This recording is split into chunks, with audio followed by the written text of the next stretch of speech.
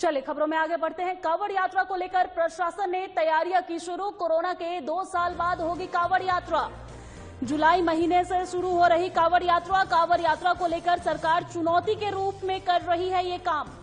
कांवड़ यात्रा सकुशल संपन्न कराने को लेकर सरकार कर रही लगातार प्रयास। कांवड़ यात्रा को लेकर प्रशासन की तैयारी शुरू।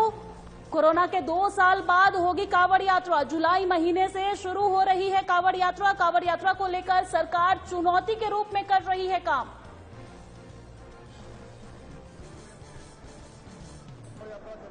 यात्रा भी 2 साल बाद हो रही है। ये भी हम सभी के लिए एक अवसर भी है और चुनौती भी है। हम लोग मिलकर जो है कांवड़ यात्रा को भी अच्छी यात्रा बनाएंगे, भव्य यात्रा बनाएंगे। कांवड़ यात्रा चलेगी। कांवड़ यात्रा भी 2 साल बाद हो रही है। ये भी हम सभी के लिए एक अवसर भी है और चुनौती भी है। हम लोग मिलकर जो है कांवड़ यात्रा को भी अच्छी यात्रा बनाएंगे, भव्य यात्रा बनाएंगे।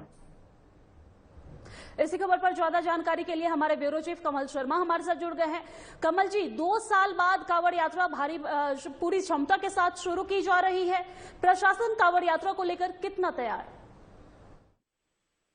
दिव्या, अगर कहें तो इस टाइम 4 धाम यात्रा चल रही है और 4 धाम यात्रा भी चरम सीमा पे और इस पर सारा रिकॉर्ड तोड़ने वाली है, क्योंकि 2019 में अगर कहें तो हम 34 लाख लोग आए थे।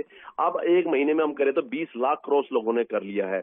तो वहीं आज मुख्यमंत्री ने स्पष्ट रूप से कहा, उन्होंने कहा 4 धाम यात्रा भी आ रही है। ये भी हमारे लिए बड़े सौभाग्य की बात है। 4 धाम यात्रा चल रही है। हम कांवड़ यात्रा को भी बड़े अच्छे तरीके से चलाएंगे, क्योंकि भगवान शिव के भक्त आते हैं और जितना हमारा संभव होगा काफी अच्छी यात्रा हम प्रयास करेंगे। उन्होंने कहा कि पिछले 2 वर्ष से हमने कांवड़ यात्रा नहीं चला पाए। 20 और 21 की बात करें, लोग यहाँ आना चाहते थे, लेकिन कोरोना गाइडलाइन के चक्कर में इसमें यात्रा को बिल्कुल बंद रखा। लोगों को गंगा जी में भी स्नान नहीं करने दिया, ना उनको जल ले जाने दिया, तो बड़ी काफी किया गया। लेकिन इस बार सब कुछ ठीक ठाक है, तो कांवड़ यात्रा को पूरे तरीके से चलाया जाएगा, जिसके लिए प्रशासन पूरा अलर्ट है और कांवड़ियों के लिए सारी व्यवस्थाएं प्रशासन और करेगा।